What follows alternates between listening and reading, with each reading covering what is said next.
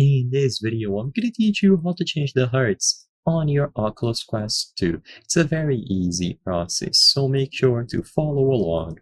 Changing the hertz, also known as the refresh rate of your Oculus Quest 2, is simple. To do this, you will need to have it connected to a PC or laptop that is running the MetaQuest Link app. So sadly, according to all the research that I've done, you can only do this if you are using the MetaQuest Link app. It seems like you cannot just change it within the settings of the headset itself, so it needs to be connected to a PC or laptop. If you still need to download the Link app, look for it on Google, so MetaQuest Link, and then you will find the option to download the application here on the official website at meta.com. Once you have this app downloaded, you will be able to connect your headset to your PC. Now, you have two main ways of connecting it. The first one is going to be through a cable. This is the one that I recommend because it is going to eliminate any sort of latency. Because the connection is going to be established over a high quality cable, no latency will be introduced. Now, this is going to be temporary, so of course you can just grab a random cable if you don't want to purchase the official one made by Oculus or Meta and then connect it temporarily. If this doesn't work, you can try using AirLink, which is a wireless connection option. So it is going to be reliant on your Wi-Fi connection.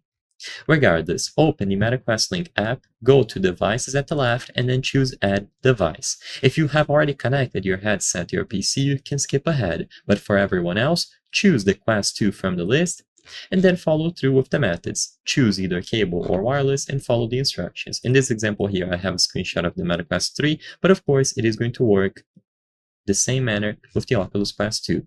Now, once you have it connected like this, you will see the status, you will see if it is active, and all that you have to do is click on the headset.